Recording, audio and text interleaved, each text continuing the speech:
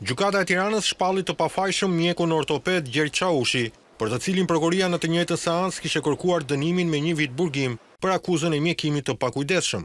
Sipas prokurorisë, mjeku ortoped gjatë një operacioni në këmbën e djathtë të një pacienti për vendosjen e një pllake metalike për ngjitjen e kockës, ka lënë brenda organizmit të pacientit një punto, e cila ishte thyer gjatë operacionit. Ky trup i huaj ka sjellë më pas pasojë në shëndetin e pacientit, i cili ka patur dhimbje dhe infeksion, si dhe ishte detyruar të operohej sërish në një klinik në Greqi.